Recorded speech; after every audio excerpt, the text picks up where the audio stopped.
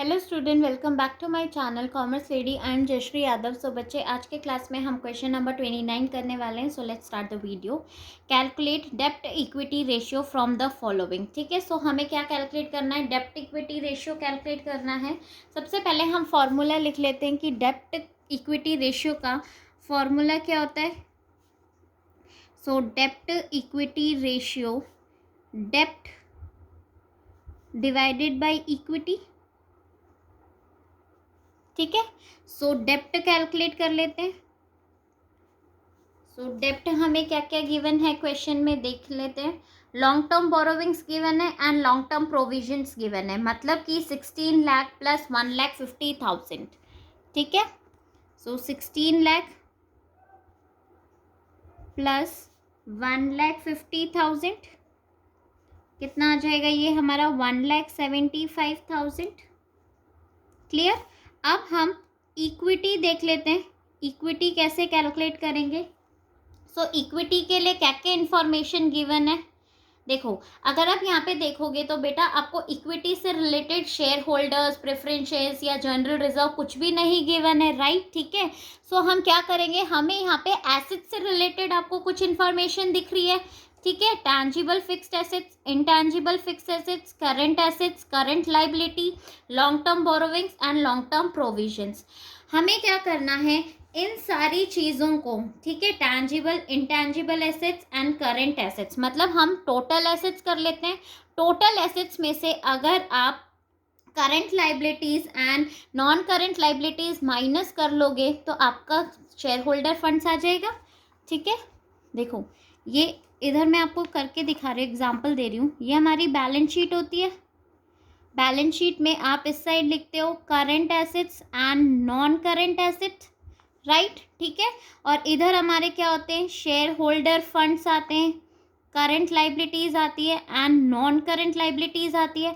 अगर आपको एसेट पता है कि एसेट्स और लाइबिलिटी का हमारा जो आंसर आता है वो इक्वल आता है, मतलब सेम आता है, जो एसेट्स होंगे उतनी हमारी लाइबिलिटीज होती है एंड शेयर होल्डर्स होते हैं। ठीक है, सो क्या करेंगे, एसेट्स में से अगर हम current liability and non current को हटा देंगे तो हमें पता चल जाएगा शेयर होल्डर फंड्स कितने हैं। समझ में आ रहा है? ठीक है, सो हम सबसे पहले क्या कर लेंगे, इक्विटी में टोटल एसेट कैलकुलेट कर लेंगे। टोटल एसेट मतलब आपको टैंजिबल और इनटैंजिबल गिवन है। कितने कितने गिवन है? टैंजिबल 24,50,000, इनटैंजिबल 3 लाख गिवन है हमें, करंट एसेट्स 3,34,000। तीनों को हम क्या कर लेंगे, ऐड कर लेंगे। ठीक है, सो तीनों को ऐड कर लो, टोटल एसेट्स आ जाएंगे plus 3 lakh plus 3,34,000। So total आ जाएगा ये हमारा 30,84,000। क्लियर।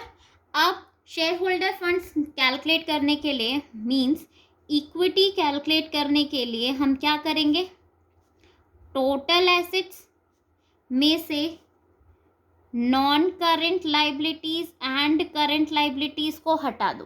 ठीक है, तो इक्विटी आ जाएगा हमारा।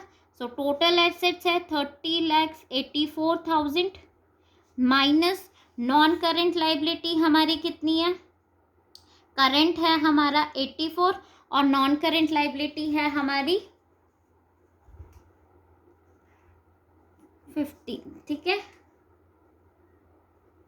तो 116 लाख माइनस 1,50,000, सॉरी 15,84,000।